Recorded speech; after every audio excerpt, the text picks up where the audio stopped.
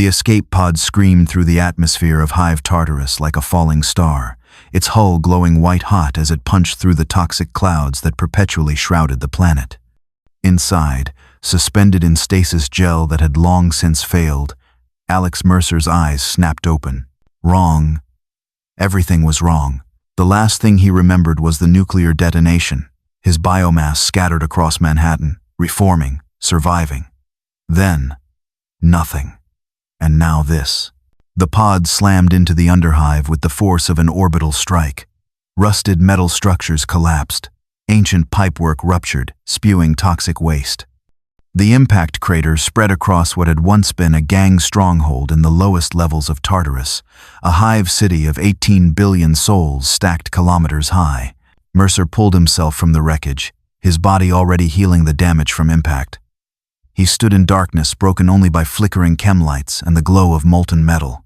The air was thick with pollution, filled with industrial byproducts that would kill a normal human in minutes. He breathed it in, analyzed it. His virus adapted instantly. What the fuck was that? A voice shouted in Gothic, a language Mercer shouldn't understand but somehow did, his evolved brain processing the linguistic patterns instantly. Figures emerged from the shadows, dozens of them. Underhive gangers, emaciated humans wrapped in scavenged rags and crude armor, carrying stub guns, autoguns, and improvised weapons. Their skin was marked with ritual scars and gang tattoos. They stank of sweat, drugs, and desperation. "Looks like someone dropped a present in our territory," the gang leader said. A massive brute with a cybernetic arm and half his face replaced with crude bionics. "Check the wreckage. Might be worth something." Mercer stood perfectly still, assessing. His body was weak, weaker than it should be. The transition through whatever had brought him here had drained him. He'd need to feed, to consume, to rebuild. "Throne's sake," one ganger said, pointing. "There's someone in there." The leader raised his autogun. "You! On your knees. This is Skullcrack territory. You pay the toll or you die." Mercer looked at them, counted them. 37 armed hostiles, malnourished, poorly trained, but armed. "I said on your fucking knees." The leader fired a burst. Bullets struck Mercer's chest. His biomass absorbed the impacts, the bullets lodging in flesh that instantly hardened, then healing around them. Mercer looked down at the wounds, watched them close, and smiled. "Oh, you fucked up," he said. Then he moved. The transformation was instant. His arms exploded into whip fists, massive tendrils of hardened biomass tipped with bone blades. He crossed the 20 meters between him and the gang in less than 2 seconds. The first ganger died before he could scream, bisected by a whip fist that cut through flesh and bone like they were paper. The second lost his head. The third tried to run. Mercer's tendril pierced his back, lifted him into the air, and slammed him into the ground hard enough to shatter his spine. "Light him up," the leader screamed. "Light him the fuck up." Autoguns roared. Stub guns barked. Bullets filled the air in a storm of lead. Mercer's body jerked as rounds impacted. But his biomass was already adapting, hardening, forming armor plates that deflected incoming fire. He charged into the gang like a freight train. His claws tore through bodies. His tendrils impaled multiple targets at once. Blood sprayed across rusted metal walls. Screams echoed through the underhive. A ganger with a flamer tried to burn him. Mercer grabbed the weapon, crushed it, and drove his clawed hand through the man's chest. He consumed him on the spot, biomass flowing from Mercer's hand, dissolving flesh, absorbing genetic material, memories, knowledge. Images flooded Mercer's mind. The underhive, the gangs, the structure of this place, Hive Tartarus, a city that stretched from bedrock to the upper atmosphere, home to billions. The Imperium of Man, the God Emperor. A galaxy at war. "What the fuck is this place?" Mercer muttered, processing the information even as he killed. The gang leader tried to retreat. Mercer's whip fist caught him around the waist, dragged him back screaming, "Please, please, I'll give you anything. Credits, weapons, slaves." Mercer pulled him close, looked into his terrified eyes. "I just want one thing." He consumed him. The leader's body dissolved into Mercer's biomass, flesh liquefying, being absorbed, broken down into base components and integrated. More memories. More knowledge. The gang's territory. Their rivals, the Adeptus Arbites who occasionally swept the Underhive, the rumors of the planetary defense forces above. Mercer stood alone in the aftermath, surrounded by corpses and the few gangers who'd managed to flee. His body was already stronger, denser, more adapted to this environment. But it wasn't enough. He'd seen the memories of what existed above him. Space Marines. Weapons that could crack continents. Ships that burned worlds. He needed more. Much more. Over the next week, Mercer moved through the Underhive like a plague. He consumed gang after gang, growing stronger with each kill. The Skullcracks fell first, then the Iron Disciples, then the Rust Prophets. Hundreds of gangers died. Hundreds more were consumed, their genetic material and memories adding to Mercer's growing knowledge base. He learned the layout of the Underhive, a nightmare labyrinth of collapsed structures, toxic waste pools, and forgotten machinery from the dark age of technology. He learned about the mutants who lived in the deepest parts, twisted by radiation and chemical exposure. He consumed them too, absorbing their resistance to toxins and radiation. His body changed with each meal. The mutants gave him enhanced resistance to environmental hazards. The gangers gave him knowledge of imperial culture, language, survival tactics. Each consumption added layers to what he was becoming, something beyond what he'd been on Earth, something adapted to this darker, more brutal galaxy. The Underhive's population began to notice. Bodies were found drained of all organic matter, reduced to dried husks. Entire gangs disappeared overnight. Rumors spread of a monster in the depths. Some said it was a daemon, others a Xenos horror, still others whispered about genestealers. Mercer stalked through the ruins of what had once been a water reclamation facility, now a toxic swamp where mutants bred in the chemical runoff. He could sense them, dozens of twisted forms hiding in the shadows, watching him with eyes that glowed in the darkness. "Fresh meat," one croaked, its voice barely human. "Been so long since fresh meat came down here." They attacked in a wave. Mutants with extra limbs, with faces split by chemical burns, with growths that pulsed with unnatural life. Mercer met them head-on, his claws ripping through malformed flesh, his tendrils impaling multiple targets. But these mutants were different from the gangers, tougher, more resilient, adapted to survive in conditions that would kill baseline humans instantly. Mercer felt their claws tear into his biomass, felt acidic blood burn his flesh, felt mutations trying to take root in his own cellular structure. His virus fought back. Analyzed. Adapted. Consumed.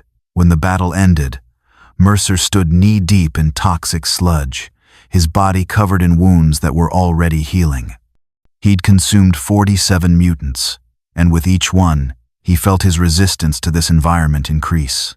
The toxins that had slowed his healing before now barely affected him. The radiation that permeated the deep Underhive was becoming background noise. He was evolving, becoming something this galaxy had never seen. In a fortified compound built into the ribcage of some long-dead megastructure, the remaining gang leaders gathered, 30 men and women representing the largest gangs in this section of Underhive. They were hard people, survivors of the most brutal environment in the Hive. "We got a problem," said Vex, leader of the corroded hand. His augmetic eye whirred as it focused on the hololithic display showing gang territories. Red zones marked areas where gangs had disappeared completely. "Something's killing us, taking whole gangs. My people found the Rust Prophets' hideout, 200 bodies, every single one dried out like mummies. I lost 40 fighters last night," added Skara, a woman with bionic eyes and arms covered in gang tattoos. "They were guarding our chem labs. Whatever hit them didn't leave enough to identify, just husks." "It's the Emperor's judgment," muttered a gang shaman, his body covered in religious tattoos and self-inflicted scars. "We have sinned, and he sends his angels to punish the unworthy." "Shut the fuck up with that superstitious shit," Vex snapped, slamming his augmetic fist on the table. "This ain't the Imperium cleaning house. This is something else, something hunting us systematically." "Then we hunted back," Skara said, her bionic fingers drumming on her weapons. "Pool our resources. Every gang contributes fighters. We got maybe 2,000 armed bodies between us." We find this thing. We kill it. We go back to killing each other after. The gang leaders agreed. It was the first time in decades they'd cooperated on anything. Whatever was in the Underhive had them scared enough to put aside blood feuds that stretched back generations. Within hours, the largest fighting force the Underhive had seen in decades assembled. 2,000 gangers, armed with autoguns, stub guns, flamers, and even a few plasma weapons scavenged from corpses of guardsmen who died in the Underhive decades ago. They moved in coordinated columns, clearing sectors, sweeping through the depths. They found him in the Rust Quarter, a section of Underhive dominated by collapsed industrial machinery and toxic runoff that glowed faintly green in the darkness. Mercer stood in the center of an open area, waiting. He'd consumed enough gangers to know they'd come for him. Good. He wanted them all in one place. The gang army spread out, taking positions on elevated platforms, behind cover, creating overlapping fields of fire. These weren't the disorganized rabble he'd fought before. Fear had made them tactical. There! Someone shouted, pointing. That's it. That's the fucking monster. 2,000 weapons opened fire. The firestorm was incredible. Bullets filled the air like metal rain. Mercer raised his arms, his biomass forming a massive shield that absorbed the initial volley. Rounds sparked off hardened flesh. He felt impacts, felt his biomass being damaged faster than it could heal. The sheer volume of fire was overwhelming. Then he charged. His body exploded into violence. Claws extended from his hands, each one capable of cutting through steel. His legs transformed, muscles swelling to inhuman proportions, giving him speed that defied physics. He covered 50 meters in 3 seconds, hit the gang lines like a living missile. The first rank died instantly. Mercer's claws disemboweled, decapitated, dismembered. He grabbed a ganger, used the body as a club to beat down 3 more, then consumed the corpse mid-swing to replenish his biomass. Blood and viscera sprayed in arcs as he carved through the formation. A flamer team tried to burn him. Mercer leapt over their stream of promethium, came down on top of them with both fists. The impact cratered the metal floor, crushed them flat. He consumed their remains, felt the chemical composition of the promethium integrate into his knowledge base. "Concentrate fire! Concentrate fire!" Vex screamed, trying to coordinate the chaos. "Target the center mass! Bring it down!" A plasma gun team took position on an elevated gantry. The weapon charged with a rising whine, then fired. The superheated bolt struck Mercer in the chest, burning through his biomass armor, searing flesh beneath. He screamed actual pain, the kind he hadn't felt since fighting James Heller. The plasma was different from bullets, different from fire. It was sun-hot, energies that didn't just damage, but destroyed at the molecular level. His biomass tried to heal around the wound, and couldn't. The plasma had cauterized at temperatures that prevented regeneration. Mercer shifted tactics. Instead of tanking damage, he moved, really moved. His parkour skills from Manhattan translated perfectly to the Underhive's vertical environment. He wall ran up a rusted support pillar, leapt 30 meters to another structure, came down behind the plasma team before they could track him. His tendrils impaled all 3 gunners. He consumed them rapidly, absorbing their knowledge of the weapon, understanding how it worked, what made it so dangerous. Information he'd use later. The gangers broke. 2,000 had seemed like overwhelming force, but watching their fellows die by the dozens, watching this thing move faster than eyes could track, consume bodies mid-combat, adapt to their tactics in real time, it shattered their courage. "Fall back! Fall back!" Skara ordered, firing her auto pistol as she retreated. "This was a mistake. We can't fight this thing." Mercer didn't let them. He pursued through the Rust Quarter like a hunting animal. His enhanced senses tracked fleeing gangers through the darkness. His claws caught them as they ran. His tendrils snatched them from cover. Every kill he consumed, every body he absorbed, made him stronger, faster, more adapted. Vex tried to make a stand at a choke point, rallying 50 fighters with autoguns. "Here, hold here. We can funnel it. Concentrate fire." Mercer crashed through the wall beside them, his body augmented beyond human limits. His massive clawed fist grabbed Vex, lifted him into the air. The gang leader's augmetic eye flickered as it tried to process what was holding him. "You thought you could stop me with numbers." Mercer's voice was cold, analytical, not angry, just stating fact.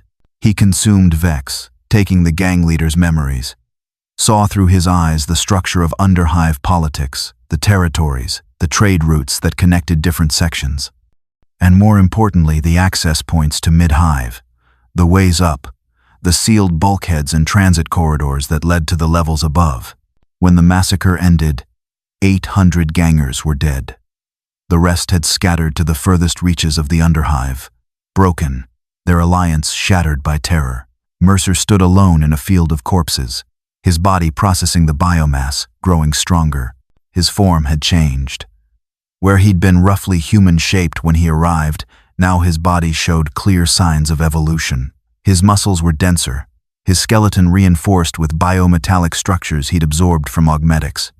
His skin had taken on a slightly metallic sheen, hardened against the Underhive's harsh environment. But something was wrong. He felt it before he heard it, a rumbling through the Hive structure, not the random settling of old metal, but rhythmic, deliberate, massive footsteps, heavy boots on metal, and voices, speaking in crisp Gothic, giving military commands. The Adeptus Arbites had arrived. They came in force, 200 arbitrators in carapace armor, carrying shotguns, shock mauls, and riot shields emblazoned with the symbol of the Adeptus Arbites, a fist gripping scales. They moved in disciplined formations, nothing like the chaotic gangers. These were trained law enforcement, brutal and efficient, operating with military precision.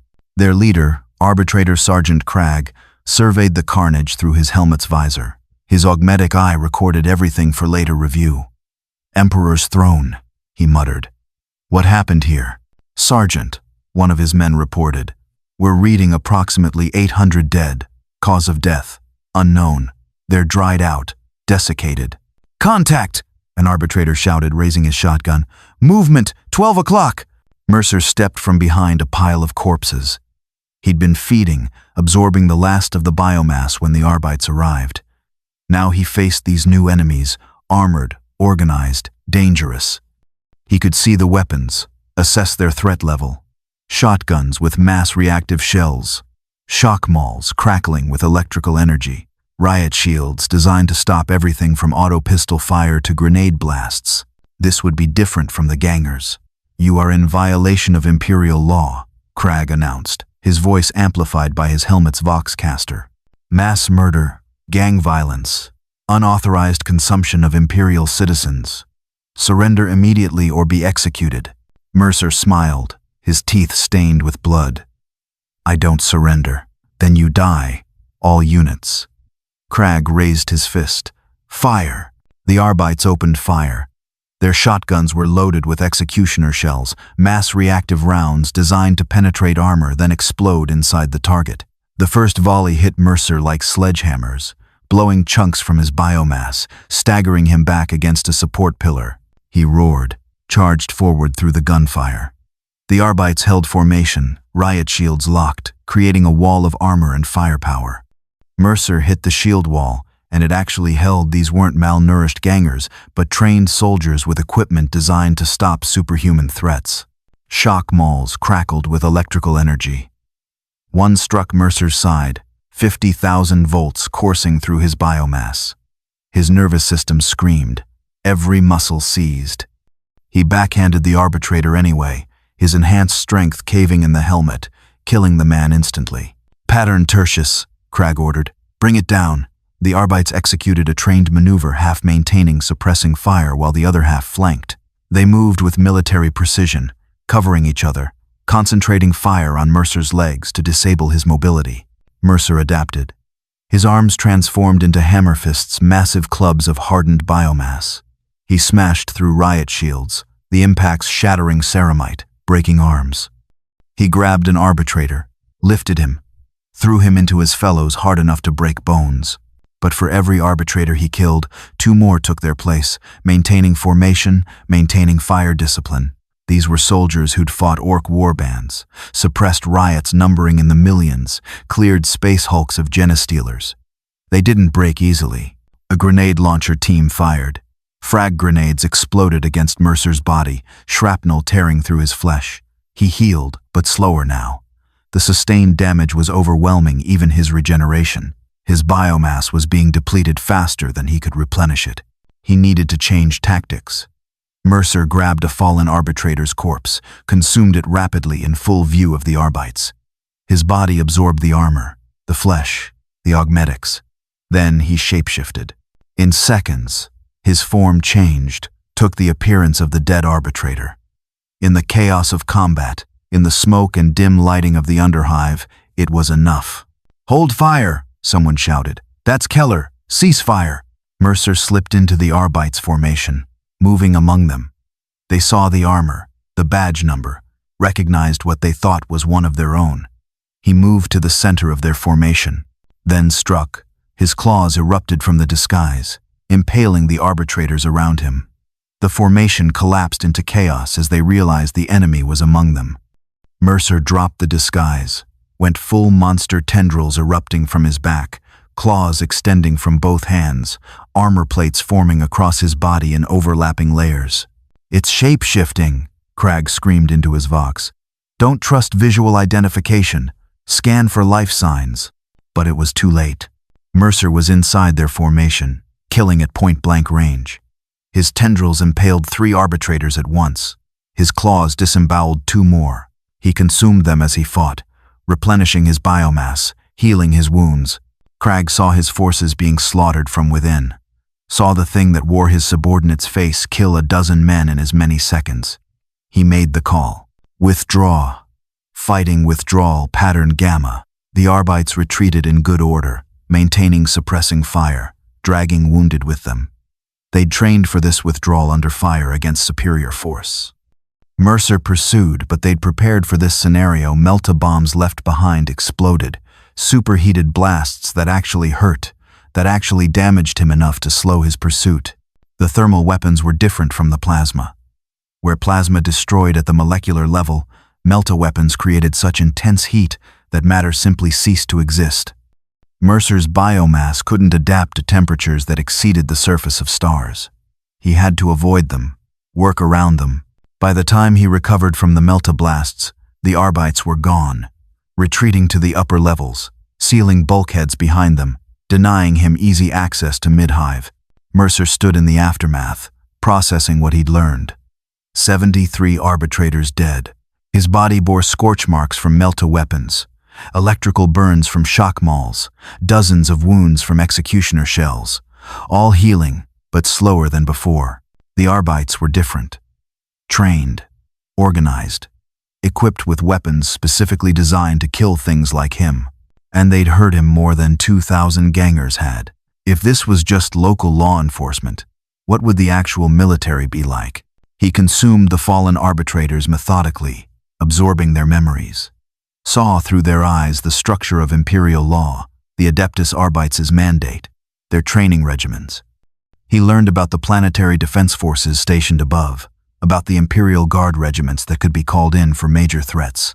And he learned about the Space Marines, post-human warriors in powered armor, genetically engineered super soldiers who could fight for days without rest, shrug off wounds that would kill normal humans instantly, wielded weapons that could level buildings. The Imperium's finest warriors. The arbitrators believed that if the threat in the Underhive was severe enough, the PDF would call for Astartes' support. Mercer needed to move faster, needed to get stronger before that happened. The Underhive had given him a foundation, but it wasn't enough. He needed to consume more capable prey, needed to evolve beyond what he'd been on Earth. He moved through the Underhive's depths, avoiding Arbites patrols that had established checkpoints at every major transit corridor. Over the next week, he consumed hundreds more mutants, gangers, the occasional arbitrator caught alone on patrol. Each consumption added to his knowledge, his strength, his understanding of this galaxy he'd found himself in. The Imperium of Man. A fascist theocracy spanning millions of worlds, humanity fighting for survival against alien horrors, orcs, Tyranids, Necrons, Tau, Eldar, and chaos itself. The corruption of the warp. Demons that shouldn't exist but did. A galaxy where individual life meant nothing. where billions died daily in wars that spanned star systems. Mercer realized he'd gone from being the apex predator of one city to being prey in a galaxy of horrors that made his viral nature look quaint by comparison. He needed to adapt, needed to evolve, needed to become something this galaxy had never seen before. The hunt was just beginning. In the Arbite's precinct fortress built into mid-Hive, Arbitrator Sergeant Cragg filed his report with growing dread. His hands still shook from the battle, from watching his people die to something that shouldn't exist. Classification? His superior, Arbitrator Captain Vorn, asked. The captain was a scarred veteran of 40 years' service, but even he looked disturbed by Cragg's report. Unknown, sir. Possibly Xenos. Possibly something worse. It consumed our dead, absorbed them completely, took their forms perfectly, armor, augmetics, everything. I've never seen anything like it in 20 years of service. Could it be Genestealer? Tyrannid infiltrator organism? No, sir. Genestealers infect and breed. They need time to build a cult. This thing just absorbs. Completely. Our people were reduced to dried husks within seconds. And it shapeshifts too perfectly. Genestealers can't mimic equipment, only flesh. Vorn considered this, his augmetic fingers drumming on his desk. I'm escalating to planetary defense forces. This is beyond our capacity. We need military intervention. Sir, I strongly recommend we request off-world assistance immediately. If this thing gets loose in mid-Hive, into the general population of 3 billion workers, one threat at a time, Sergeant. The PDF will deploy within 24 hours. We'll contain this thing in the Underhive, establish a perimeter, then exterminate it with overwhelming force. Cragg saluted, but his gut told him it wouldn't be that simple. He'd seen the thing fight, seen it adapt mid-combat, learning their tactics, countering their weapons, using their own formations against them. Seen it heal from wounds that should have been fatal. Whatever was in the Underhive, it was learning, getting stronger with every kill. And they were running out of time. In the deepest parts of the Underhive, in a forgotten machine temple from the dark age of technology, Mercer sat among the corpses of his latest meal. He'd consumed 300 mutants over the past 6 hours, absorbing their genetic adaptations to the Underhive's toxic environment. He felt his biology changing, evolving in ways that went beyond simple adaptation. His resistance to toxins had increased exponentially. He could now survive in environments that would dissolve baseline humans in seconds. His ability to process different atmospheric compositions had improved to the point where he could breathe vacuum for short periods. His healing factor was operating at maximum efficiency now, fueled by constant consumption. But more importantly, he'd absorbed enough knowledge to understand his situation completely. He was trapped on a Hive world in the Imperium of Man, in a galaxy that made Earth's problems look trivial. To escape, he needed to reach the Spire, where the nobility lived and where the orbital shuttles docked. That meant fighting through the entire Hive, Underhive, Mid-Hive, Upper Hive, and finally the Spire itself. Each level would have stronger defenders, better weapons, more organized resistance. Good. Mercer experimented with his new abilities, testing the limits of what he'd absorbed. He transformed his arm into a blade sharper than any steel, then a hammer dense enough to shatter ceramite, then a whip that could wrap around support pillars. The consumption of so many different genetic templates had expanded his repertoire beyond what he'd possessed on Earth. He could now mimic the crude bionics he'd seen perfectly, creating metallic-looking protrusions from his biomass that weren't actual metal, but were hard enough and conductive enough to fool even augmetic scanners. He'd learned this from consuming the tech priest he'd killed, understanding how Imperial augmetics interfaced with flesh. Most importantly, he'd perfected his shape-shifting ability. He could now perfectly mimic any human form he consumed, down to the smallest detail: scars, tattoos, augmetics, even voice patterns and mannerisms absorbed from their memories. In a Hive of 18 billion, that was the ultimate camouflage. Mercer stood, his body now a weapon refined by hundreds of kills, thousands of genetic samples absorbed and integrated. He was no longer the creature that had crashed into the Underhive. He'd evolved into something new, something adapted to this galaxy's brutal realities. The Arbites had been a wake-up call. This wasn't Earth, where he'd been the scariest thing in the city. Here, he was just another monster in a galaxy full of them, tyrannids that consumed entire worlds, orcs that grew stronger through violence, daemons that defied physical laws. But he had advantages they didn't. He could adapt faster than anything biological, could learn from every kill, could become stronger with every enemy that fell, could hide in plain sight by becoming anyone he'd consumed. The planetary defense forces were mobilizing above. Let them come. He'd fought the US military on Earth, fought Blackwatch with their advanced technology, fought other infected with abilities matching his own. He'd survived a nuclear detonation at Ground Zero. Whatever the PDF brought, he'd consume it, learn from it, and use it to grow stronger. Mercer looked up toward the distant ceiling of the Underhive, toward the levels above where billions of humans lived in ignorance of the monster rising from below. He could almost feel them 18 billion heartbeats, 18 billion potential meals, each one a source of genetic material and knowledge. "I'm coming," he promised the darkness. "And nothing in this fucking galaxy is going to stop me." He moved toward the sealed bulkheads that separated Underhive from Midhive. The Arbites had locked them down after their retreat, thinking they could contain him. Massive doors of reinforced steel, 3 feet thick, designed to seal off sections in case of catastrophic failure or rebellion. They were wrong. Mercer's claws extended, hardened to a molecular edge.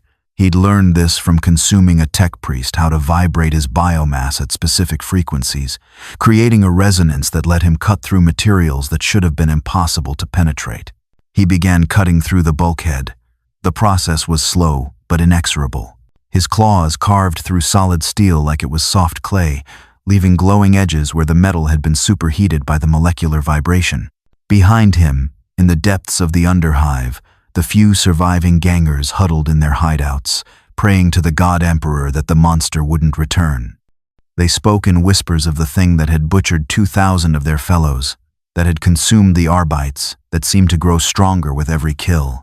Some called it a daemon of the warp, others, a Xenos bioweapon unleashed by the Tyranids.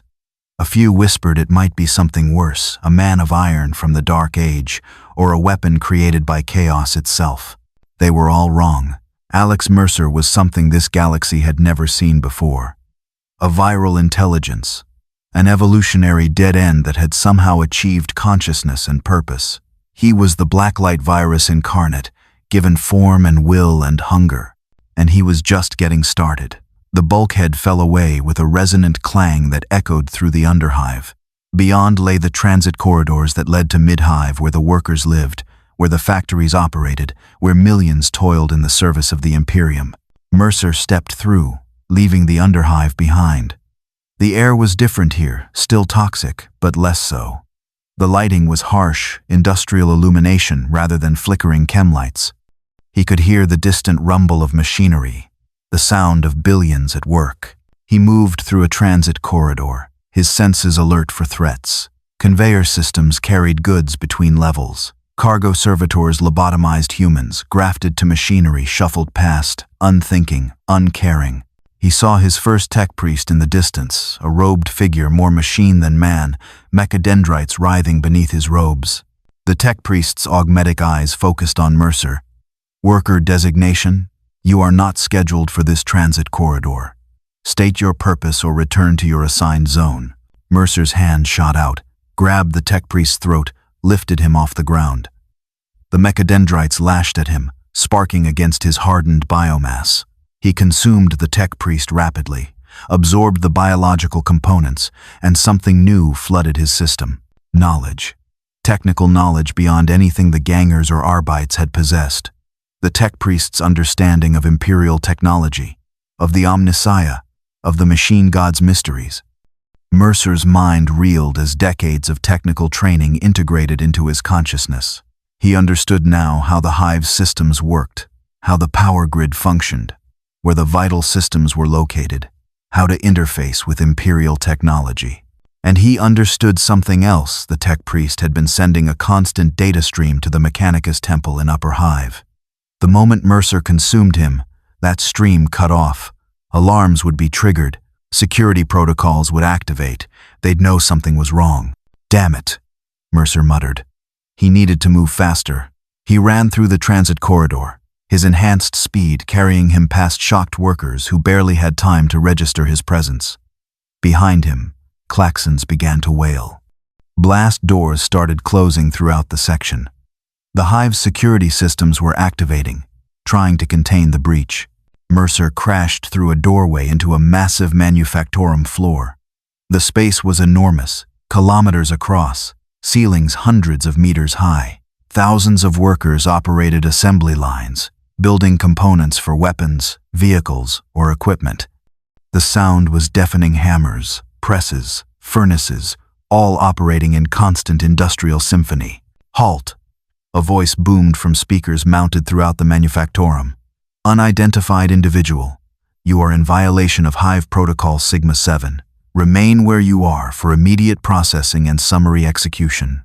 Mercer kept running, weaving between assembly lines, using the industrial machinery as cover.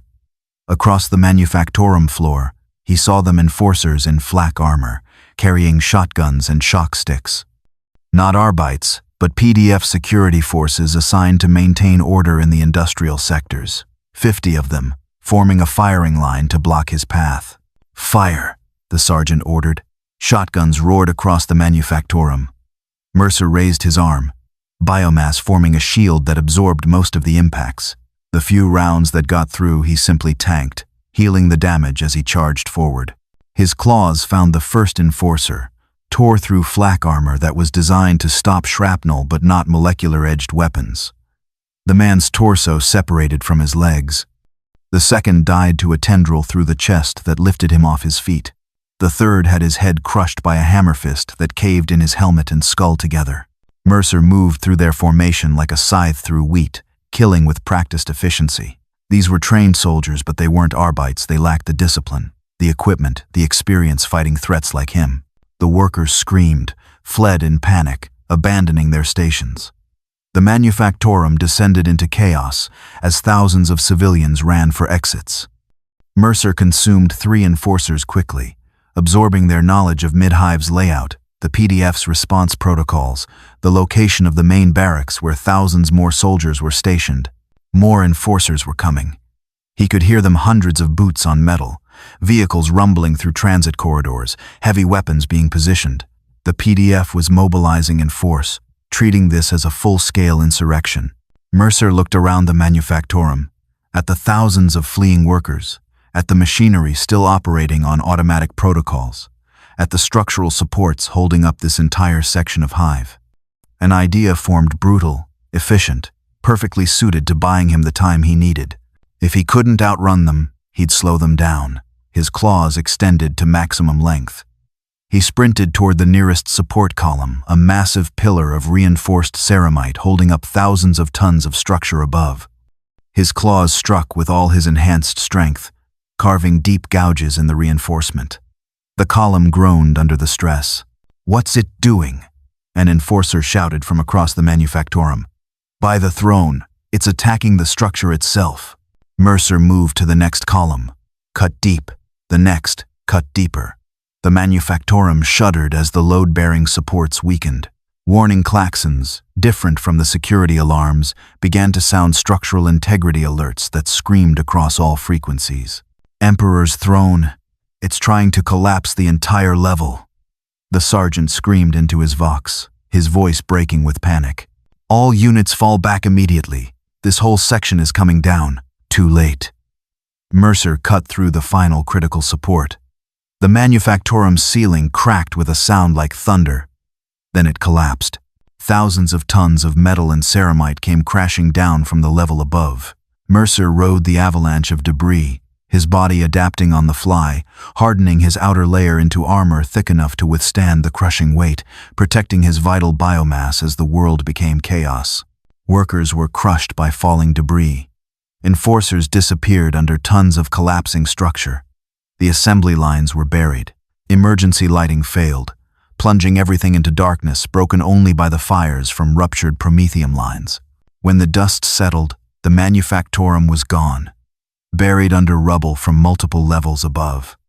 Hundreds dead, maybe thousands. The transit corridor Mercer had used to enter was completely blocked by debris weighing tens of thousands of tons. The PDF would have to dig through or find alternative routes. Either way, he'd bought himself hours, maybe days. Mercer pulled himself from the rubble, healing rapidly from the crushing damage he'd sustained. His regeneration was working overtime, processing the biomass he'd stored, knitting broken tissues, reforming damaged structures. And he realized something: his body was absorbing biomass from the workers who died in the collapse. Not through deliberate consumption, but through simple contact with their broken bodies buried in the rubble around him. His virus was so efficient now that even passive contact was enough to break down and absorb organic matter. He felt stronger. The workers had been healthier than under-Hive gangers, their genetic material less degraded by toxins and radiation. Each accidental absorption, even incomplete, made him more. Above, he heard the roar of engines. Aircraft. The PDF was bringing in gunships and fighters, trying to get aerial units into position to track him through the Hive's internal spaces. Mercer looked up through the hole his structural collapse had created, saw the underside of Mid-Hive's next level. He jumped. His enhanced legs, strengthened by consuming hundreds of targets, carried him 40 meters straight up. His claws found purchase in the metal superstructure. He began climbing, scaling toward the upper levels one handhold at a time, leaving chaos and death behind him. In the PDF command center built into Mid-Hive's strategic core, Colonel Karras stared at the pict feeds in disbelief. Multiple screens showed the collapsed manufactorum, the casualty estimates climbing by the second, the structural damage spreading to adjacent sections. "It collapsed an entire manufactorum level," Karras demanded, his voice tight with controlled fury. "How many dead?" "Initial estimates put casualties at 4,000, sir," his adjutant reported, her face pale. "Workers, enforcers, Mechanicus personnel. The entire Section Gamma 7 is compromised. And the thing just brought down the structure deliberately. Used our own Hive against us." "What is it?" Karras demanded, slamming his fist on the tactical display. "Orcs don't use tactics like this. Tyranids don't sabotage infrastructure. Genestealers infiltrate. They don't wage open war." "What the hell are we fighting?" "Unknown, sir. But based on Arbite's reports, it's heading upward, toward the populated districts.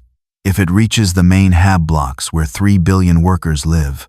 "I know the fucking numbers, Lieutenant," Karras interrupted. He took a breath, forced himself to calm. "Panic killed more soldiers than enemy fire. Full mobilization. I want every regiment ready within 6 hours. Armor, artillery, air support. We establish a perimeter at level 50 and nothing gets through. And contact Naval Command, tell them we may need orbital support." "Sir," the adjutant said carefully, "orbital bombardment in a Hive city would kill millions of civilians." "I'm aware, Lieutenant. But if this thing gets loose in the general population, it could kill billions. It's already proven it can collapse structures, shapeshift, consume our people to grow stronger. We need to assume worst-case scenario." Karras pulled up the emergency protocols.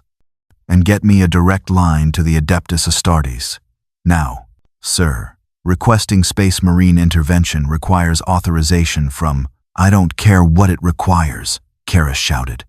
"We have an unknown Xenos or Chaos threat that's killed thousands, collapsed critical infrastructure, and is actively hunting through our Hive.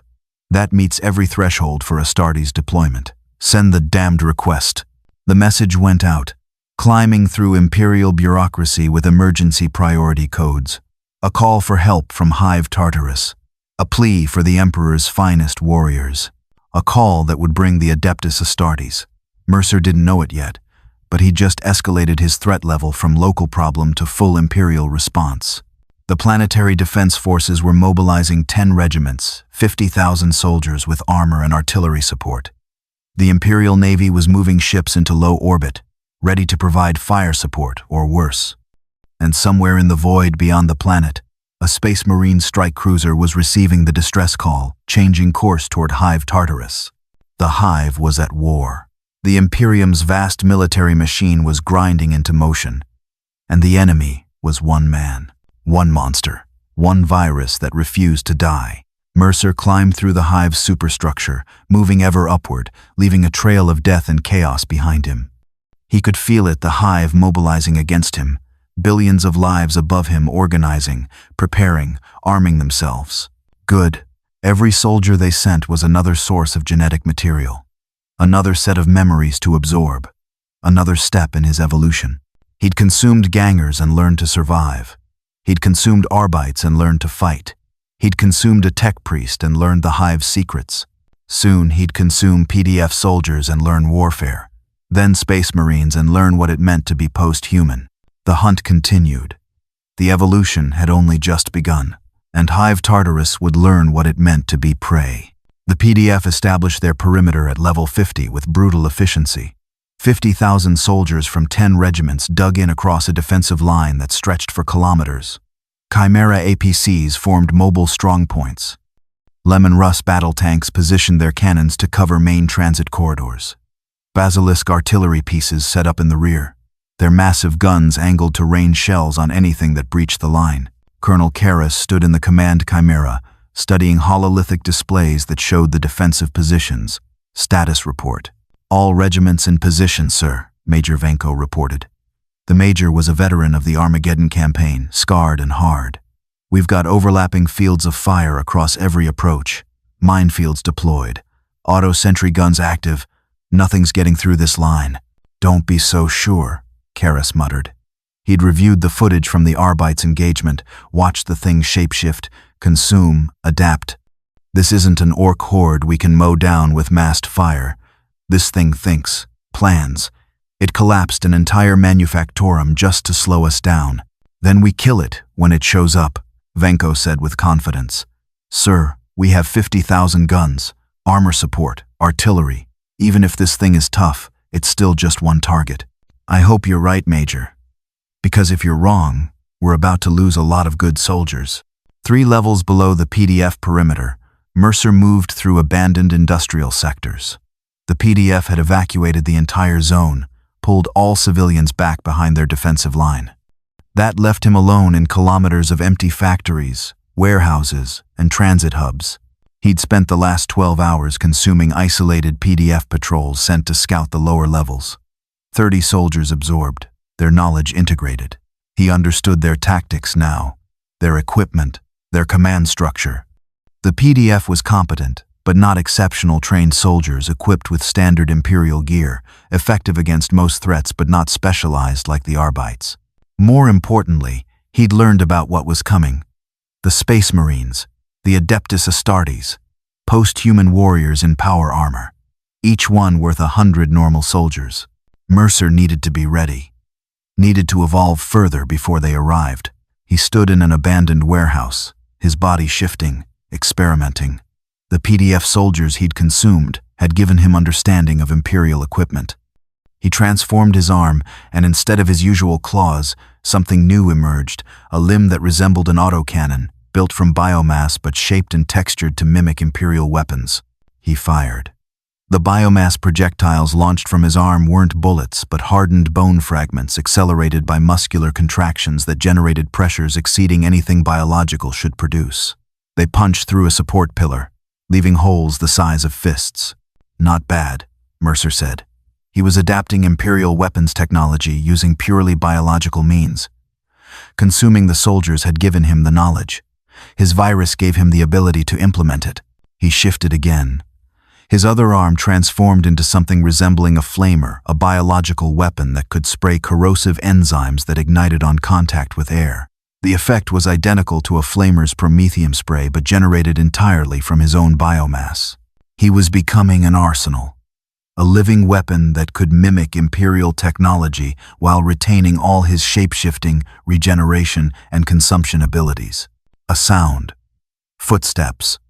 Multiple targets approaching his position.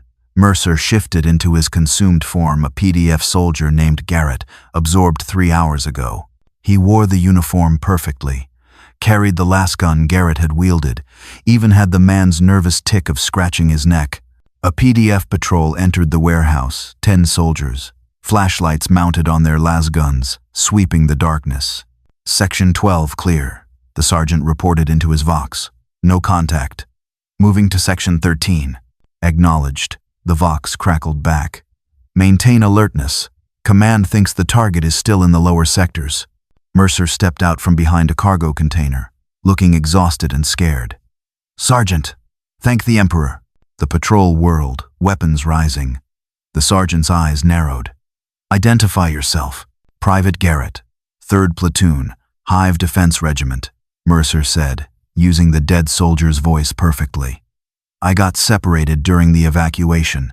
That thing, it killed my squad. I've been hiding for hours." The sergeant relaxed slightly. "Your ident tag." Mercer pulled out the dog tags he'd taken from Garrett's body. The sergeant scanned them with a handheld unit. It beeped green, authentic. "You're lucky to be alive, Private. Come on. We'll escort you back to—" Mercer's arm exploded into claws. He grabbed the sergeant, consumed him in seconds, then turned on the rest of the patrol. They barely had time to fire before his tendrils impaled 3 of them. The others tried to run. He caught them all, consumed them, added their biomass to his own. 10 more soldiers, 10 more sets of memories, 10 more genetic templates integrated. But something else. One of them had been a Vox operator. When Mercer absorbed him, he gained understanding of Imperial communications protocols, encryption codes, command frequencies. An idea formed. Dangerous, audacious, but potentially devastating.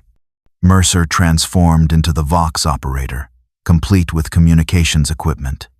He activated the Vox, tuned to the command frequency, used the operator's voice and access codes. "Command, this is Patrol 7 Delta. We've located the target. It's heading north through Sector 9-5, moving fast. Request immediate fire support." A pause. Then Karras's voice. "Patrol 7 Delta. Confirmed target identification." "Confirmed, sir.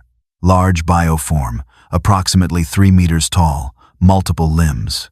It engaged us, and we withdrew per protocol. It's heading straight for the northern perimeter." "Copy that. All northern units, prepare for contact. Artillery, prepare fire mission on Sector 9-5. Mercer smiled. He cut the Vox and ran south, away from the direction he'd reported. Behind him, he heard the whistle of artillery shells, then massive explosions as Basilisk cannons pounded Sector 9-5 into rubble. The PDF was shooting at nothing, wasting ammunition, and revealing their artillery positions to him. He moved through the abandoned sectors like a ghost, using the PDF's own communications against them. Every hour he'd send a false report, claiming contact in a different location. The PDF would respond, reposition, waste resources chasing shadows. Meanwhile, he hunted their patrols. Small units of 5 to 10 soldiers sent to scout the lower levels. He consumed them systematically, learning more about the PDF's dispositions, their weak points, their command structure. After 20 hours of this, he'd killed and consumed over 200 PDF soldiers. His body had evolved further. He was stronger, faster, more resilient. He'd absorbed so much Imperial military knowledge that he could think like them, predict their tactics, exploit their procedures. In the command chimera, Karras stared at the tactical display with growing frustration. We've lost contact with 37 patrols. Not a single confirmed sighting of the target, and our artillery has expended 40% of our ammunition on empty sectors. Sir, Venko said carefully, I think it's using our Vox against us. These sighting reports, they're leading us in circles. The thing is smart enough to mimic our communications. Then we change protocols, Karras ordered. New authentication codes, distributed by hard copy only.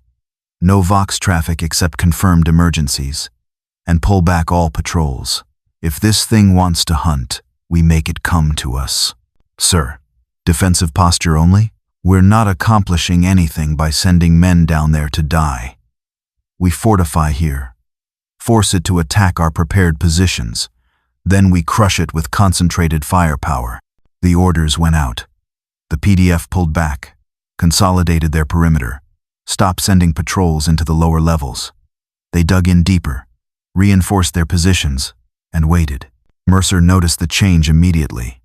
No more patrols to hunt. The PDF had adapted, pulled back to defensive positions. Smart, but it didn't matter. He'd consumed enough soldiers to understand the perimeter's layout. He knew where the strong points were, where the artillery sat, where the command elements operated. and he'd evolved enough to try something new. He moved to a position directly below the PDF perimeter, in a section of Hive infrastructure that housed power conduits and support structures. The PDF had sensors watching the main approaches, but they hadn't covered the infrastructure underneath them. They assumed nothing could come from below through solid metal. They were wrong. Mercer's claws extended, vibrating at molecular frequencies. He began cutting upward, carving through the floor of the PDF positions from below. The process was slow. The metal was thick, reinforced, designed to support millions of tons of Hive structure above. But Mercer was patient. He worked for 6 hours, cutting a hole large enough for him to fit through, positioned directly under a PDF strongpoint, where a platoon of soldiers manned heavy bolters and a command post. When he was ready, he struck. Mercer erupted through the floor in an explosion of claws and tendrils. The PDF soldiers had a split second to react before he was among them. His claws tore through flak armor. His tendrils impaled 3 men at once. A heavy bolter swiveled toward him. He grabbed it, ripped it from its mount, threw it at the gunner hard enough to crush the man against the wall. Contact, contact, Section 4, we're under attack, someone screamed into the Vox. Mercer consumed the Vox operator mid-sentence, then shifted forms rapidly, becoming each soldier he killed, sowing confusion among the responding units. When reinforcements arrived, they found what looked like their own men, who then transformed into monsters and killed them. The PDF position descended into chaos. Units were shooting at each other, unable to tell friend from foe. Mercer moved through the carnage, consuming continuously, his biomass swelling with each kill. Fall back, an officer ordered. Withdraw to secondary positions. Call in artillery on our position. Mercer heard the order, understood what was coming. He consumed a final cluster of soldiers and then ran, heading deeper into the PDF lines before the artillery could respond. Basilisk shells rained down on Section 4, reducing it to cratered ruin. 50 PDF soldiers died in the bombardment, killed by their own side to deny Mercer more biomass. But he was already gone, moving through the perimeter like a cancer, attacking from unexpected angles, using their own confusion against them. In the command Chimera, Karras watched his defensive line fracture. How is it breaching our positions? We had that entire sector locked down. It came from below, sir. Venko reported, his voice tight. Cut through the floor. Hit us from an angle we didn't cover. Then cover it. Get engineering teams to weld plates over every structural weakness. I want. An explosion rocked the Chimera. Karras grabbed a console to steady himself. What was that? Sir, we're under attack. Something's hit the artillery position. Mercer had reached the Basilisk battery, using the confusion to infiltrate deep into PDF territory. The artillery crews never saw him coming. He tore through them like a storm, his claws ripping apart gun crews, his tendrils wrapping around shell loaders and crushing them. A Basilisk tried to traverse its gun to target him. Mercer leaped onto the tank, tore open the hatch, dropped inside. The crew screamed, then went silent as he consumed them all. He emerged from the tank covered in blood, his biomass swollen from consuming 20 artillerists. Around him, 5 more Basilisks sat unmanned, their crews dead or fled. Mercer could have destroyed the guns. Instead, he did something worse. Using the knowledge he'd absorbed from the crews, he turned the Basilisks around, pointed them at the PDF's own positions, set the firing solutions, and triggered the guns. Artillery shells screamed across the PDF perimeter, landing among their own troops. Chimeras exploded, trenches collapsed. Soldiers died by the dozens as their own artillery pounded them. Emperor's throne, Karras screamed. It's turned our guns against us. Destroy those Basilisks, now. Lemon Rust tanks swiveled their turrets, fired on their own artillery. The Basilisks exploded in secondary detonations as their ammunition cooked off. But the damage was done, hundreds of PDF soldiers dead, their defensive line shattered, morale breaking. Mercer moved through the chaos, consuming, evolving, growing stronger with each kill. He'd killed over 500 PDF soldiers in the last hour. His body was changing, adapting, incorporating their genetic material and the knowledge of how they fought. He'd become something new. Not just a shapeshifter or a regenerator, but a perfect predator adapted to warfare on an industrial scale. Every tactic the PDF used, he learned. Every weapon they deployed, he countered. Every position they held, he infiltrated. A Leman Russ spotted him, fired its battle cannon. The shell hit him directly, the explosion tearing apart his biomass, scattering chunks of flesh across the battlefield. For a moment, the PDF thought they'd won. Then the chunks began moving, crawling toward each other, reforming. Mercer pulled himself back together, his distributed biomass reconnecting, healing, adapting. The tank blast had hurt, had actually damaged him significantly, but it hadn't killed him. And now he knew what it felt like, knew how to defend against it. He charged the Leman Russ. The tank fired again, but he dodged, using superhuman speed to avoid the shell. He leaped onto the tank's hull, claws extending, carving through armor plating. The crew inside panicked, tried to shake him off. Mercer ripped open the hatch, consumed the crew, then turned the tank's weapons on other PDF positions. The battle cannon fired, destroying a chimera. The heavy bolters shredded infantry squads. "This is insane," Venko shouted in the command chimera. "It's using our own equipment against us. We need to pull back. Regroup." "No." Karras slammed his fist on the console. "If we retreat, it follows us into populated sectors. 3 billion civilians, Major. We hold here, or we doom them all. Then we're dead men, sir. That thing is unstoppable." Karras activated the Vox, broadcast on all frequencies. "All PDF units, this is Colonel Karras. I'm authorizing unconventional warfare protocols. If you see it, you shoot. If you're not sure, you shoot anyway. Trust no one. Kill anything that moves. We fight to the last man. For the Emperor and Hive Tartarus." The PDF began shooting at everything. Their own shadows. Each other. The paranoia spread like wildfire as soldiers realized the enemy could be anyone, look like anyone, be anyone. Mercer used their fear like a weapon. He'd shift into familiar faces, walk up to groups of soldiers, then transform and slaughter them. The PDF was destroying itself through friendly fire, killing more of their own than Mercer did. By the time the sun rose over Hive Tartarus, not that anyone in the Hive interior could see it, the PDF's defensive line had collapsed. Of the 50,000 soldiers who'd manned the perimeter, 15,000 were dead. Another 10,000 were wounded. The rest were scattered, broken into isolated pockets, fighting desperately. Mercer stood in the ruins of the PDF command post. He'd killed Colonel Karras personally, consumed him, absorbed decades of military experience. Now he understood not just tactics but strategy. How the Imperium waged war, how to fight on a planetary scale. He looked at the levels above, where the main Hive population lived. 3 billion workers, mostly unarmed, unaware of what was coming for them. But he didn't need to kill them all. He just needed to reach the spire. Needed to get off this planet before the Imperium brought real force to bear. A sound reached his enhanced hearing. Engines. Not ground vehicles, but something else. Something descending from orbit. Mercer looked up through the shattered ceiling of the command post. In the distance, he could see them drop pods. Dozens of them, streaking through the Hive's interior atmosphere like meteors, headed straight for his position. Each pod was massive, armored, carrying something that made even the PDF's heaviest tanks look fragile. Space Marines. The Adeptus Astartes had arrived. The first pod hit the ground a kilometer from Mercer's position. Its doors blew open with explosive bolts. What emerged made the PDF soldiers look like children. A Space Marine in full power armor, over 2 meters tall, clad in ceramite armor painted midnight blue with silver trim, carrying a bolter that looked like an autocannon in his armored hands.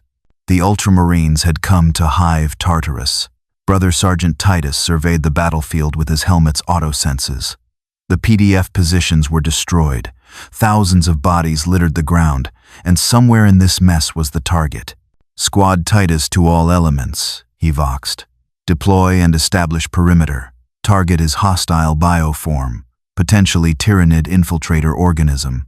Kill on sight. Courage and honor." "Courage and honor," his squad responded. 10 Space Marines fanned out, moving with purpose. Their power armor enhanced their already superhuman strength. Their bolters could blow limbs off with single shots.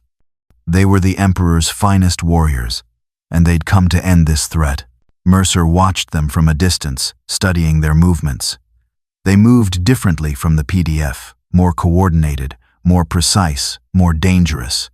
Their armor was thick, far beyond what the PDF wore. Their weapons were designed to kill things much tougher than humans. He needed to be smart about this. Needed to test them carefully before committing. He transformed into a PDF officer he'd consumed, stumbled out of cover toward the Space Marines. "Thank the Emperor. I'm Colonel Karras, PDF Command. That thing killed my entire regiment." Brother Titus's bolter tracked to him instantly. "Halt and identify." I just said, "Identify with gene pattern verification." Now, Mercer realized they had scanning equipment sophisticated enough to see through his disguise. He dropped the act, transformed, and ran. The Space Marines opened fire. Bolter rounds, mass reactive shells that exploded inside targets, chased him across the battlefield. One clipped his shoulder, exploded, blew away a chunk of his biomass. It hurt. Actually hurt. The bolter round had done more damage than anything, except the melta weapons. Mercer dodged behind a wrecked Chimera. More bolter rounds punched through the vehicle, exploding inside, shredding the wreckage. He kept moving, using the destroyed PDF positions as cover. "Target is mobile and regenerating," Titus reported. "Standard bolter fire insufficient. Switch to Hellfire rounds." The Space Marines loaded special ammunition Hellfire rounds designed to kill Tyranids, filled with virulent acids that dissolved organic matter. They fired again. This time, when the rounds hit Mercer, they didn't just explode, they burned. Acid ate through his biomass, prevented healing, forced him to shed entire sections of corrupted tissue. He ran faster, heading toward a collapsed section of Hive where the terrain was more complex. The Space Marines pursued, their power armor letting them move far faster than their size suggested. "It's heading for the ruins," Brother Corin reported. "Should we pursue into close terrain?" "Affirmative," Titus ordered. "We end this now.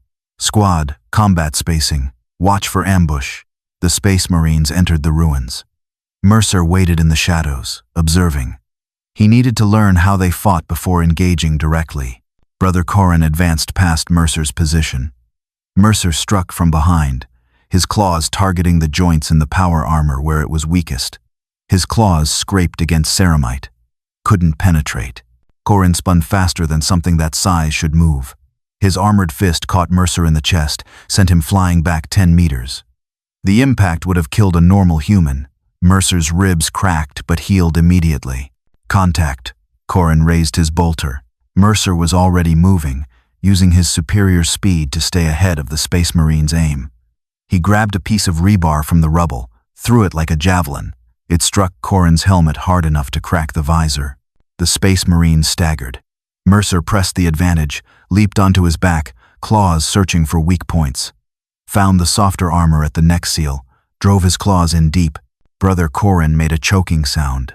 Mercer consumed him through the wound, his biomass flowing into the Space Marine's body, dissolving it from the inside. It was harder than consuming humans. The Space Marine's enhanced biology fought back, his Laramen cells trying to clot the wounds, his extra organs providing redundancy. But Mercer's virus was designed to consume anything biological. After 30 seconds, Brother Corin collapsed. His armor fell empty, the body inside completely consumed. Mercer absorbed the Space Marine's genetic material. Power flooded his system. The enhanced organs, the gene seed modifications, the superior muscle density, all of it integrated into his own biology. He felt himself changing, growing. His muscles became denser, his bones stronger, his healing factor accelerated even beyond its previous capabilities. He'd consumed a post-human warrior and gained his enhancements. "Corin is down," Brother Titus's voice crackled over the Vox. "All elements converge on his position. Extreme caution, target can kill Astartes." The remaining 9 Space Marines closed in, moving tactically, covering each other. They'd seen what happened to their brother. They knew this enemy was deadly. Mercer needed to run. 9 Space Marines was too many to fight directly. He'd learned what he needed, that he could hurt them, could kill them, could consume them. But fighting 9 at once would be suicide. He ran deeper into the ruins, using his speed and agility to stay ahead of the pursuing Astartes. Behind him, bolter rounds destroyed cover, collapsed structures, turned the ruins into a killing field. "It's fast," Brother Sergeant Titus reported to his captain via Vox. "Faster than a lictor." And it consumed Brother Corin completely. "We need reinforcements." "Negative." Captain Ventress's voice came back. "We have only 1 squad on planet. The rest of the company is engaged 3 systems away. You have your orders, Sergeant. Hunt it. Kill it, no matter the cost." "Understood, sir." Courage and honor. Titus looked at his remaining brothers. They'd trained together for decades, fought across 100 worlds. They were the Emperor's finest. But even they felt a moment of doubt, looking at the empty armor that had been Brother Corin. "We move carefully," Titus ordered. "Assume it's smarter than us. Assume it's adapting. And shoot to kill. The Emperor protects. The Emperor protects," his squad echoed. They moved into the ruins, hunting the monster that had killed their brother. Mercer watched them from a distance, hidden in shadows, his body still processing the Space Marine's genetic enhancements. He could feel the changes. He was stronger now, more resilient, his healing faster. But 9 Space Marines was still too many. He needed a better plan. He looked at the ruined chimeras scattered across the battlefield, at the ammunition dumps the PDF had left behind, at the infrastructure of the Hive itself. An idea formed. Brutal, efficient, very possibly suicidal. But if it worked, it would even the odds considerably. Mercer began moving through the battlefield, gathering materials, promethium tanks from flamers, frag grenades, demo charges, artillery shells, everything explosive the PDF had left behind. He dragged it all to a central location, rigged a crude but effective explosive trap. Then he prepared to bait the Space Marines into it. This was going to hurt, possibly kill him, but he'd survived worse. And if he wanted to escape this planet, he needed to deal with the Space Marines first. The hunt continued. Predator versus predator, monster versus warrior. Only one would walk away. The explosion was visible from orbit. Mercer had rigged 100 tons of promethium, artillery shells, and demo charges in a collapsed manufactorum, then lured the Space Marines into the kill zone. When it detonated, the blast was equivalent to a small tactical nuke. The shock wave leveled 3 city blocks. The fireball rose a kilometer into the air. Secondary explosions rippled through underground fuel lines, creating a chain reaction that destroyed an entire Hive sector. 4 Space Marines died instantly, their power armor unable to withstand the sheer thermal energy. 2 more were buried under collapsing structures, tons of debris crushing even their enhanced bodies. 3 survived: Brother Sergeant Titus, Brother Actaeon, and Brother Demetrius, but their armor was damaged, their shields depleted. Mercer survived too. Barely. The blast had caught him at the edge of the kill zone. His biomass had been flash-cooked, significant portions vaporized by temperatures exceeding anything biological should survive. For 30 seconds, he existed as scattered chunks of charred flesh, his consciousness distributed across dying cells. Then his virus kicked in. The scattered biomass began crawling toward each other, reforming, regenerating. It took an hour, but Mercer pulled himself back together, his body rebuilding from near-total destruction. When he finished healing, he was different, stronger. The near-death experience had triggered an evolutionary leap. His biomass was denser, more resistant to thermal damage. His distributed consciousness was more robust. He could survive even if 90% of his mass was destroyed, as long as a single cluster of cells remained. He'd become nearly unkillable, but the explosion had consequences. Half the Hive's mid-levels were on fire. Thousands of civilians were dead. The PDF was completely destroyed as a fighting force. And now the Imperium knew exactly how dangerous he was. In orbit, aboard the Ultramarine strike cruiser Macraga's Honor, Captain Ventress received the damage reports with cold fury. 1 Xenos organism did this.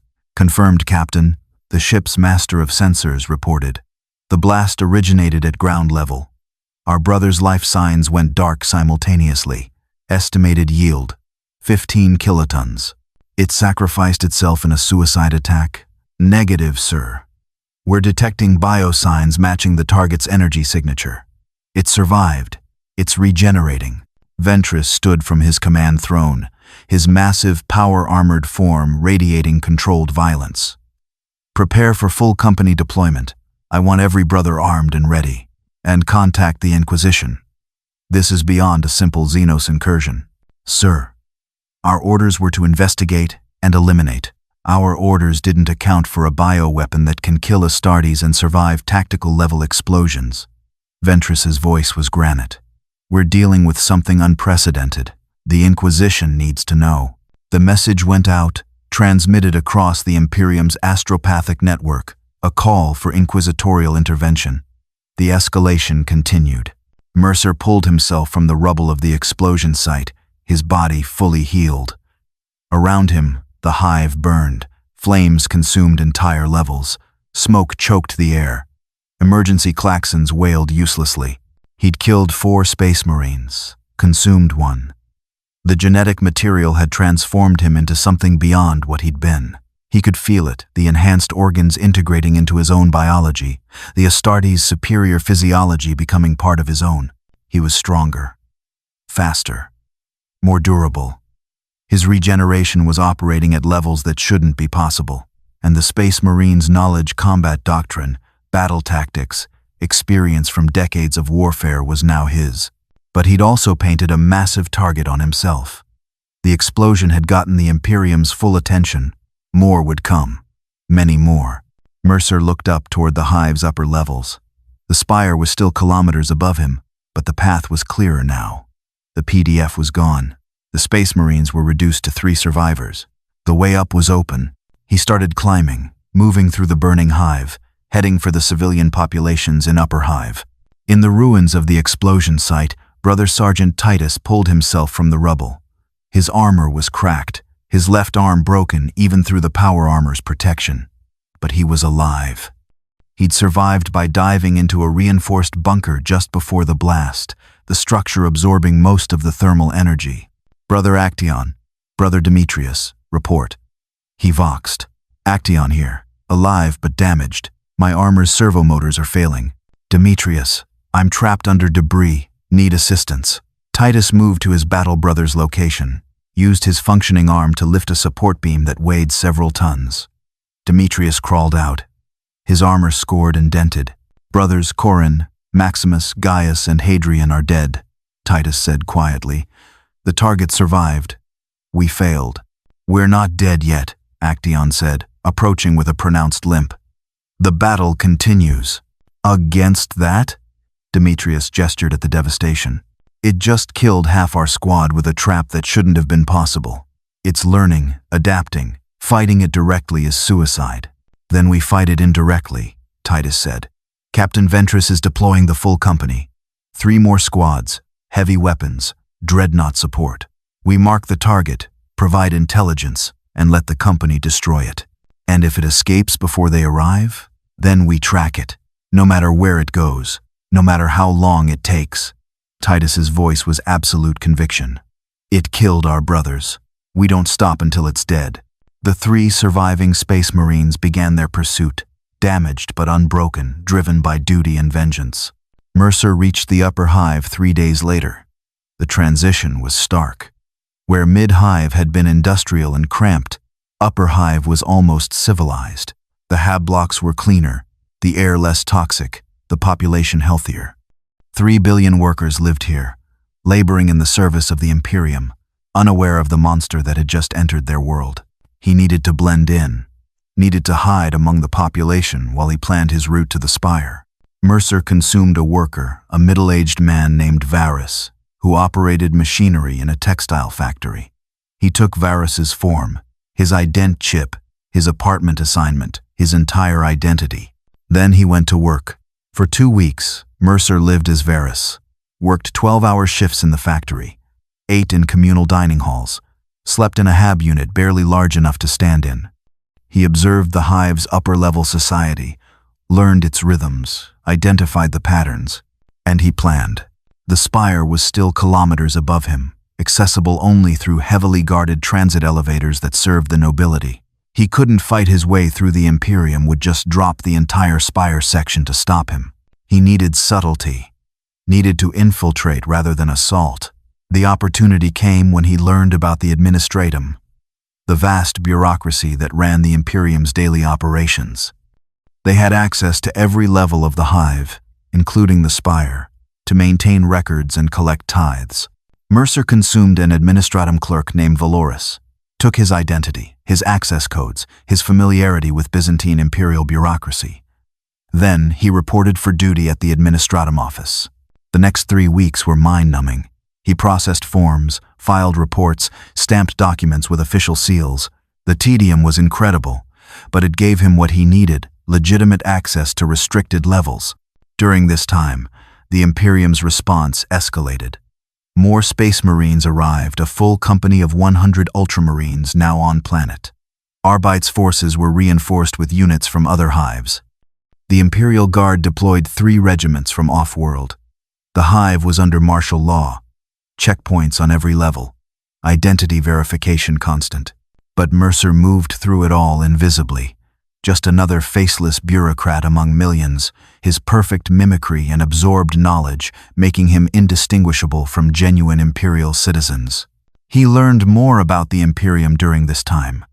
The sheer scale of it, millions of worlds, quadrillions of humans, a civilization spanning the galaxy. The brutality entire worlds burned for minor heresies. Billions sacrificed daily to maintain the Emperor's empire.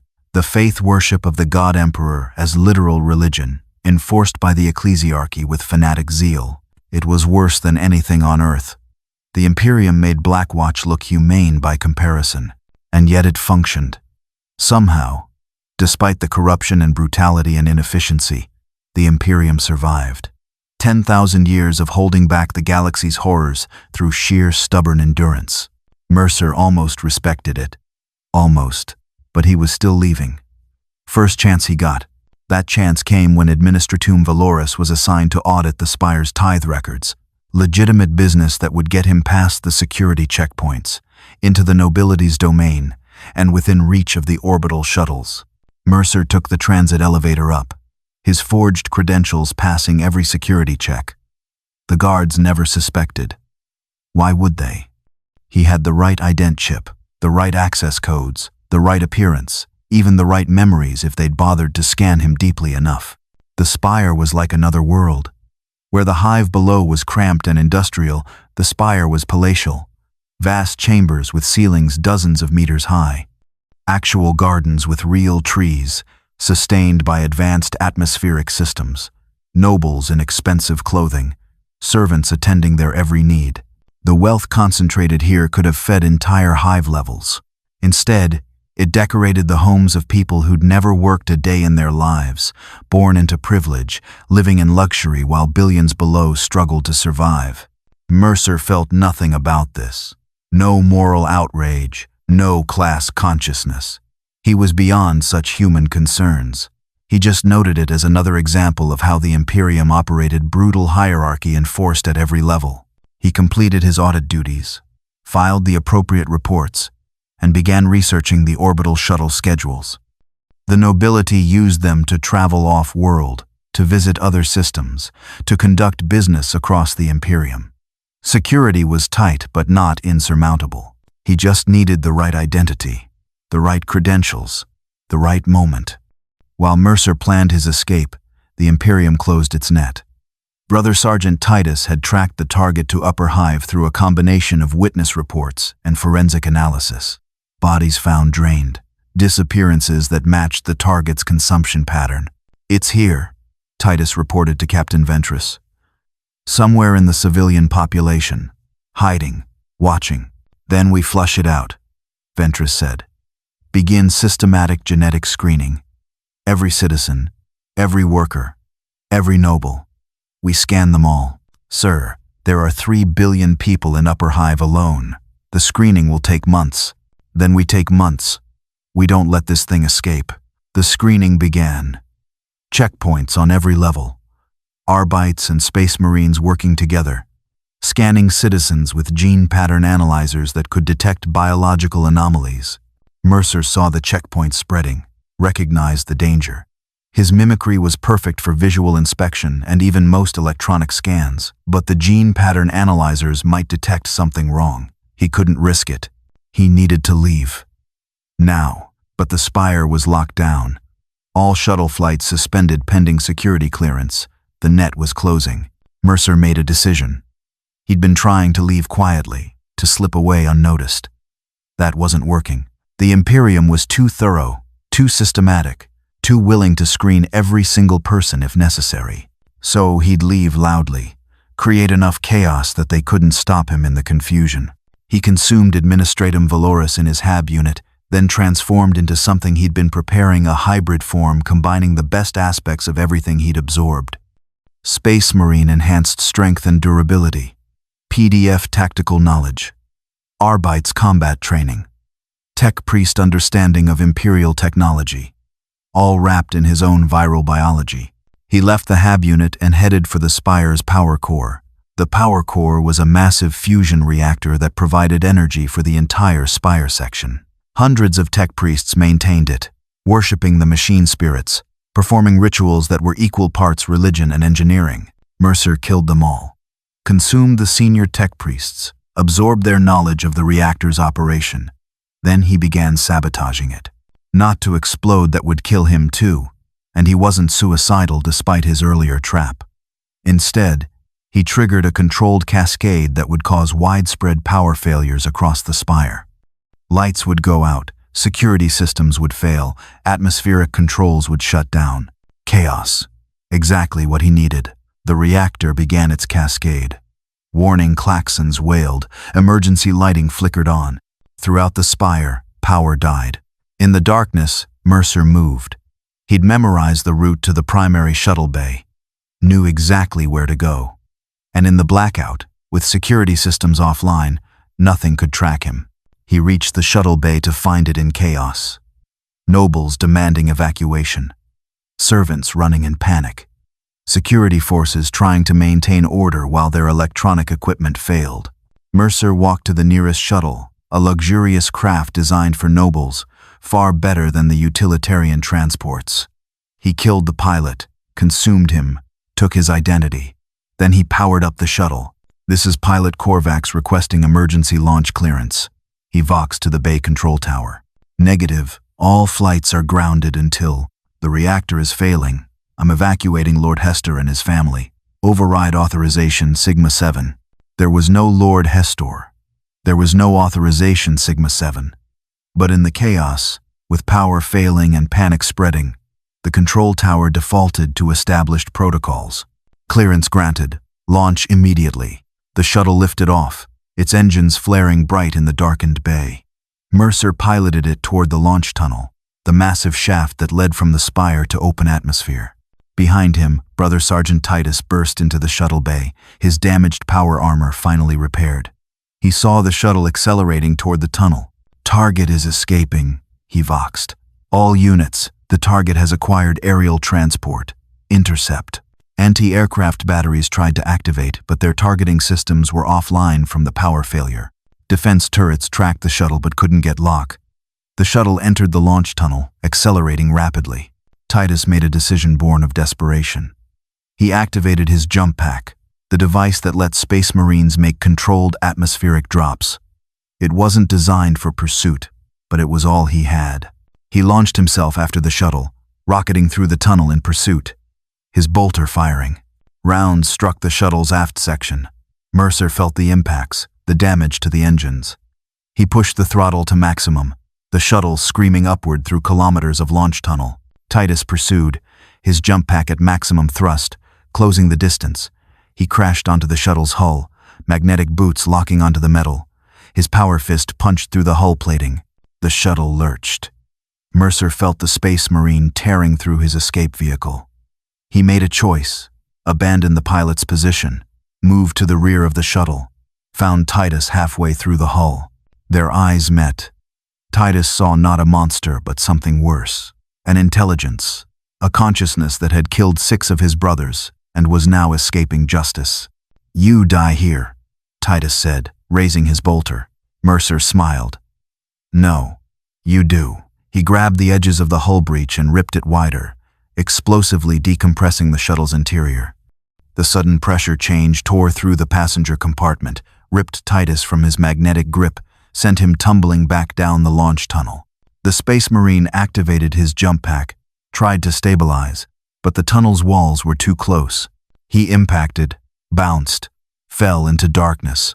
Mercer sealed the breach with his own biomass, forming an airtight seal, and returned to the controls. The shuttle emerged from the tunnel into open atmosphere, then beyond into the thin upper atmosphere where space began. Below him, Hive Tartarus sprawled across the planet's surface, a megalopolis of metal and misery, home to 18 billion souls, now receding into the distance. Ahead, orbital space, ships, the Imperial Navy, and somewhere beyond them, the rest of the galaxy. Mercer set course for a shipping lane, watching the scan displays for patrol craft. The Imperium's blockade wasn't complete. They hadn't expected the target to acquire a shuttle. There were gaps in their coverage. He found one, pushed the shuttle's engines to maximum, and broke for open space. Alarms wailed. Imperial Navy Vox channels screamed warnings. Unidentified shuttle, you are in violation of blockade protocols. Return to Hive Tartarus immediately. Mercer ignored them. The shuttle wasn't fast enough to outrun Navy vessels, but it didn't need to be. He just needed to reach the shipping lanes where commercial traffic was thick enough to hide. A Navy frigate moved to intercept, its weapons locked on. Mercer watched the targeting indicators, calculated firing solutions, predicted their attack pattern.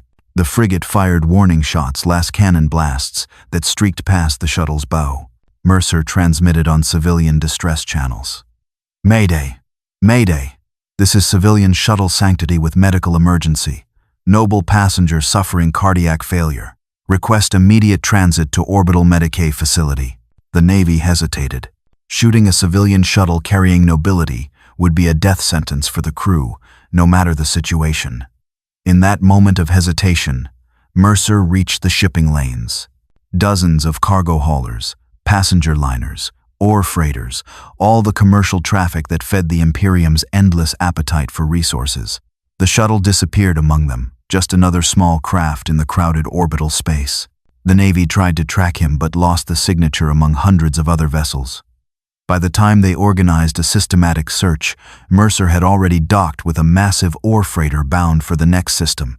He consumed the freighter's pilot, took his identity, and merged into the crew. Just another worker among thousands, heading into the wider Imperium. On Hive Tartarus, Brother Sergeant Titus pulled himself from the wreckage at the bottom of the launch tunnel. His armor was destroyed, his body broken in a dozen places, but his Astartes physiology kept him alive. He activated his Vox with failing strength. Captain, target has escaped. Into orbit. I know, brother. Ventress's voice came back, heavy with controlled anger. The Navy lost him in civilian traffic. He's gone.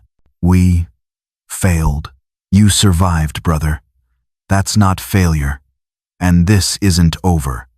Ventress's voice hardened. I've contacted the Inquisition.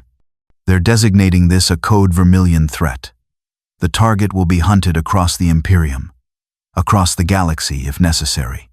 We may have lost this battle, but the war continues. Titus closed his eyes. 6 brothers dead, thousands of PDF soldiers dead, entire Hive sectors destroyed.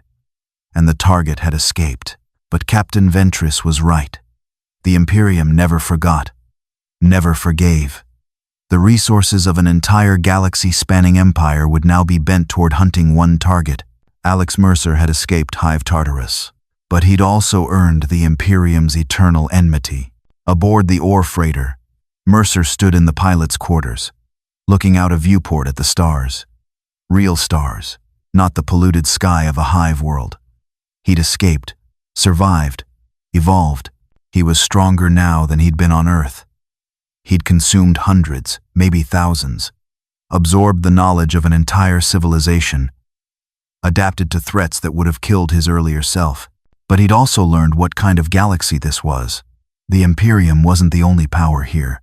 There were others, Xenos, species, chaos forces, things that made the blacklight virus look tame. He'd need to be careful, need to keep evolving, keep adapting. The ore freighter jumped to warp space, tearing a hole in reality, entering the immaterium where physics broke down and nightmares were real. Mercer felt it, the warp, pressing against his consciousness, trying to corrupt, trying to twist, but his viral nature protected him. The warp affected biology, affected souls. He was a virus with delusions of consciousness. Close enough to life to think, but alien enough to resist the warp's corruption. For now, the galaxy was vast, full of dangers and opportunities.